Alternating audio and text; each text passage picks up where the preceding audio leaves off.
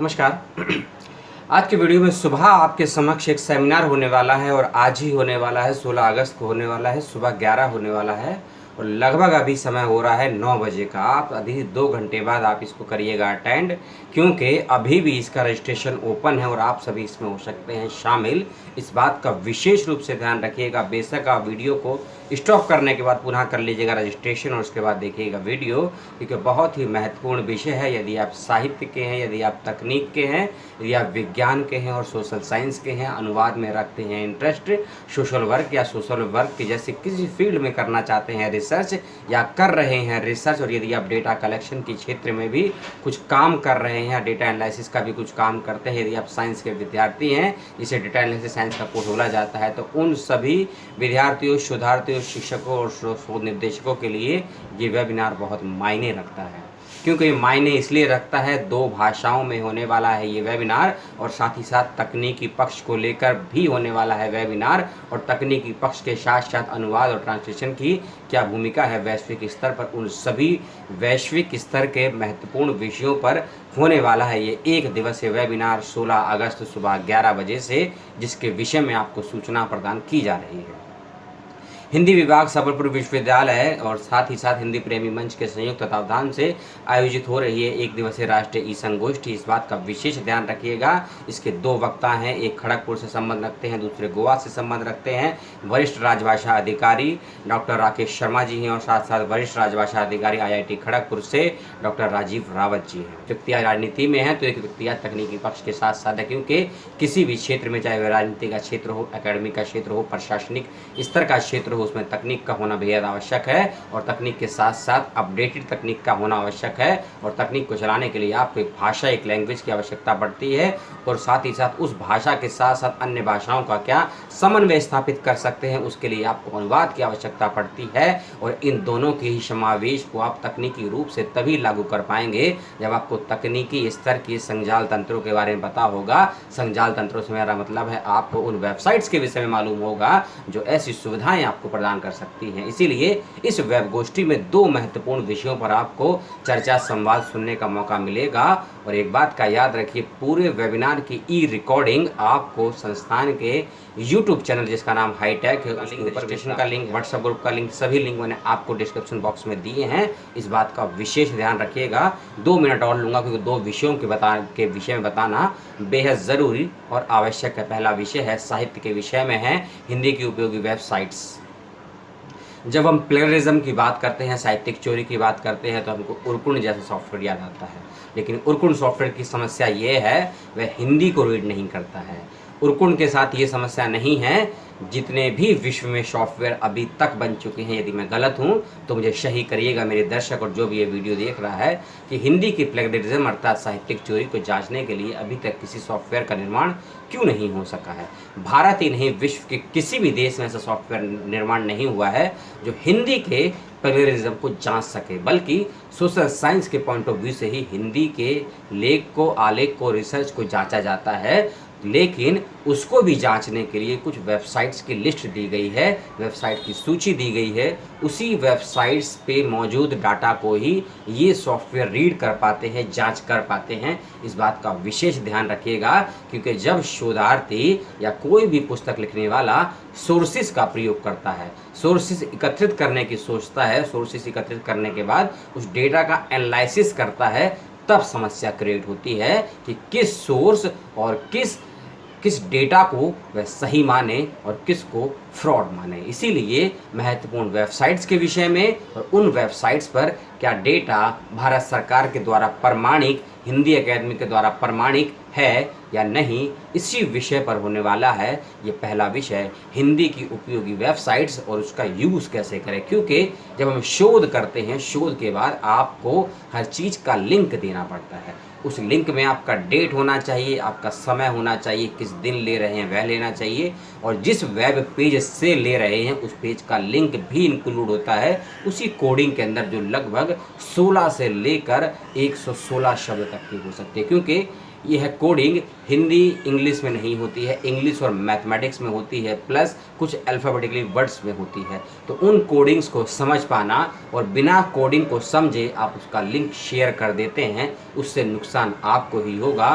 और जैसे ही लिंक जाएगा किसी भी प्लेगरिज्म के सॉफ्टवेयर में, वहीं एरर दिखाएगा, और कई बार तो एरर #404 तक दिखा देता है। और जब आपके शोध कार्य में #404 का एरर दिखाता है, समझ लीजिए वहीं आपकी रिसर्च, आपका आर्टिकल कैंसिल हो जाएगा। और जब कोई चीज़ कैंसिल होती है, इस बात को समझ लीजिए कि उसको पुनः तैयार करने में कितनी बड़ी प्रॉब्लम आती है। जिस काम को आपने 5 वर्षों में किया है, उस काम को आपको विथ पनिशमेंट 3 से लेकर 6 महीने में करना होता है, क्योंकि आपको किस डेटा का यूज़ किस प्रकार से और कहाँ करना है, इसकी समझ शायद नहीं होगी। इसीलिए आप प्लेगरिज्म वाले फेर में फंसे हैं। और ये प्लेगरिज्म और ये डेटा का यूज़ केवल शोध में ही समस्या उत्पन्न नहीं करता है। आप कोई लेख लिखते हैं, आलेख लिखते हैं, पुस्तक लिखते हैं, इस बात का भी ध्यान रखिए। झूठ बोलने की कई वजहें हो सकती हैं, क्योंकि यदि आपको इन्फॉर्मेशन और नॉलेज के बीच का भेद नहीं पता है, तो वही चीज़ होती है जो आपसे गलतियां कराती हैं। क्योंकि कोई भी व्यक्ति, कोई भी संस्थान और कोई भी विभाग गलती करता नहीं है, गलती हो जाती है, इस बात का ध्यान रखिए। लेकिन वेबिनार हो रहा है शोध के विषय में उपयोगी वेबसाइट्स को लेकर, जो कि पहला है। और शोध के विषय में वेबसाइट्स की उपयोगिता वही समझ सकता है जो ई तकनीक के माध्यम से अपनी रिसर्च को कंप्लीट करता है, क्योंकि इस विषय की उपयोगिता और प्रासंगिकता इसीलिए भी महत्वपूर्ण हो जाती है कि लॉकडाउन के समय में अधिकांश रिसोर्सेज आपको इलेक्ट्रॉनिक लेने पड़ रहे हैं, ई तकनीक के माध्यम से ले रहे हैं। आप शोध केंद्रों में, पुस्तकालयों में, रिसर्च सेंटर पे आवाजाही लगभग बंद है, और विशेष परिस्थितियों में और विशेष लोग ही अपने डेटा के लिए प्राइमरी सोर्सेज के पास जा सकते हैं और उसका उपयोग कर सकते हैं। दूसरा विषय है इस गोष्ठी का ई अनुवाद के विविध आयाम और प्रयोग।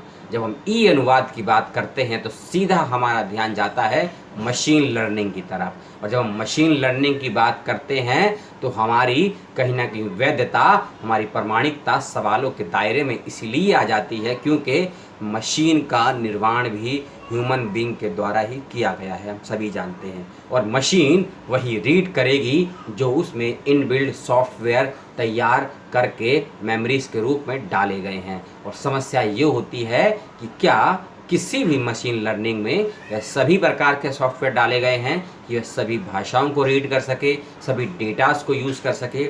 एक स्टेप थोड़ा आगे चलते हैं अनुवाद के क्षेत्र में। आपने सुना होगा SPSS सॉफ्टवेयर के विषय में, बिल्कुल लेटेस्ट है, 2015-16 में इंडिया में लॉन्च हुआ है, या कहें इंडिया में उपयोग किया जा रहा है शोध के क्षेत्र में, खासकर जो मैथमेटिक्स में काम करते हैं, जो इकोनॉमिक्स में काम करते हैं, जो सोशल साइंस में काम करते हैं, और जो एजुकेशन में काम करते हैं, सोशल वर्क में काम करते हैं। और खासकर जो लोग मैथमेटिक्स के साथ साथ डेटाज में टेबल्स का यूज़ करते हैं, कंटेंट्स का यूज़ करते हैं, इकोनॉमिक्स के बजट्स के एनालिसिस करते हैं, पॉलिसीज़ के एनालिसिस करते हैं, उस कंडीशन में SPSS को यूज़ करते हैं। लेकिन सबसे बड़ी समस्या ये है अनुवाद के क्षेत्र में कि SPSS रीड करने से पहले उसको सीखना बेहद आवश्यक है। और SPSS को सीखने के लिए आपको इकोनॉमिक्स प्लस मैथमेटिक्स और साथ ही इंग्लिश, इन तीनों ही विषयों के ज्ञान की आवश्यकता ही नहीं, अति आवश्यकता होती है। इन तीनों ही भाषाओं के एलिमेंट्स को लिए बिना आप SPSS को रीड नहीं कर सकते हैं, ना ही उपयोग कर सकते हैं। इसीलिए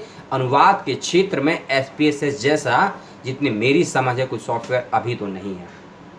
और दोनों ही वक्ता जो इस विषय पर बोलेंगे, डॉक्टर राजीव रावत जी ई अनुवाद पर बोलेंगे और राकेश शर्मा जी खासकर हिंदी वेबसाइट्स पर बोलेंगे, तो वह सूचियां देंगे आपको, कुछ सॉफ्टवेयर के लिंक भी देंगे आपको। गुजारिश है वेबिनार सुनते वक्त लिंक को ज़रूर कॉपी कीजिए या PPT का स्क्रीनशॉट लेते रहिए। और जैसा कि मैंने कहा, पूरे वेबिनार की रिकॉर्डिंग उनके YouTube चैनल पर आपको मौजूद मिलेगी। और यदि मैं लाइव रहा तो मैं शेयर ज़रूर करूँगा, इस बात का विशेष रूप से ध्यान रखिएगा आप सभी लोग। तो इस वेबिनार की सूचना आपको दी, लगभग वीडियो शूट होने के 1 घंटे बाद ये शुरू भी हो जाएगा, इस बात का विशेष ध्यान रखिएगा। क्योंकि रजिस्ट्रेशन का लिंक अभी भी ओपन है, ये भी याद रखिएगा। एडवांस में मैं आपको मीटिंग ज्वाइनिंग का लिंक भी दे रहा हूँ, लेकिन शेयर मत कीजिएगा बस। अगर लिंक को शेयर करेंगे तो हो सकता है आप ही ज्वाइन ना कर पाए, उसमें लिमिटेशन है। 300 से लेकर 500 स्टूडेंट्स की। यदि आपने लिंक अपने दोस्तों को शेयर कर दिया, हो सकता है आपका नंबर 501 हो जाए, तो आप खुद ही मीटिंग से इनकरेक्ट हो जाएंगे, बाहर हो जाएंगे। इसीलिए जो लिंक आपको दे रहा हूँ मैं गूगल मीट का, जूम पे नहीं होगा, गूगल मीट पर होगा। अगर आपको लाइव जुड़ना है इस सेमिनार में तो लिंक को शेयर मत कीजिएगा, लेकिन आप जो ज़रूरी है, जो जागरूक हैं, जो रिसर्च स्कॉलर हैं, उनको देखते हुए मैं लिंक भी शेयर कर रहा हूं, जो कि नहीं करना है लेकिन मैं फिर भी कर रहा हूं, क्योंकि संस्थान की तरफ से जो लिंक दिया गया है वह आपको दे रहा हूं। यदि किसी कंडीशन में आप रजिस्टर नहीं हो पाते हैं तो डायरेक्ट लिंक का उपयोग करके आप वेबिनार में अटेंड हो सकते हैं। और यदि लिंक ओपन हो रहा है रजिस्ट्रेशन का तो पहले करें रजिस्ट्रेशन, उसके बेनिफिट 2 होंगे आपको। आप सीधा क्वेश्चन कर सकते हैं वक्ताओं से, और दूसरा आपको प्रमाण पत्र वैधिकता के साथ मिलेगा जब आप फीडबैक फॉर्म को सबमिट कर चुके होंगे। तो हिंदी विभाग सबलपुर विश्वविद्यालय एवं हिंदी प्रेमी मंच के संयुक्त तत्वावधान से होने वाले इस 1 दिवसीय वेबिनार में आप सभी हो शामिल, जो अनुवाद और ई सोर्सेस को लेकर होने वाला है 16 अगस्त सुबह 11 बजे। समस्या, सवाल, जिज्ञासा, द्वंद्व किसी भी प्रकार की कुछ हो कमेंट बॉक्स में ज़रूर पूछें। यदि कुछ पर्सनल पूछना है तो मेरे मैसेज के फेसबुक के मैसेज बॉक्स में, मैसेंजर में पर्सनल मैसेज करिएगा। इस बात का ध्यान रखिएगा। कुछ निजी रूप से जानना चाहते हैं, सार्वजनिक रूप से अपना ईमेल आईडी और फ़ोन नंबर प्लीज़ मत कीजिएगा। रिक्वेस्ट कर रहा हूं, साइबर बहुत सख्त हो गया है, साइबर लॉ नया चेंज होने वाला है, इसीलिए कह रहा हूं कि इस अनुवाद नामक सेमिनार के सेशन को जब आप अटेंड करेंगे तो आपको साइबर लॉ की भी समझ मिलेगी। इस बात का विशेष ध्यान रखिएगा। आपको आर्टिकल 61, आर्टिकल 66F और आर्टिकल 73(9) के विषय में भी जानकारी मिलेगी, जो साइबर सिक्योरिटी और ई अनुवाद के क्षेत्र में महत्वपूर्ण एक्ट हैं, जो साइबर के क्षेत्र में बहुत उपयोगी होते हैं। और जो इसको निगलेक्ट करता है, किस प्रकार से प्लेगरिज्म लग सकता है, उसकी भी बातचीत इसी वेब गोष्ठी में होगी। इस बात का विशेष ध्यान रखिएगा। इस वीडियो को देखा, पसंद किया, बहुत बहुत धन्यवाद। मिलते हैं कुछ ही मिनटों में कुछ और वीडियो के साथ।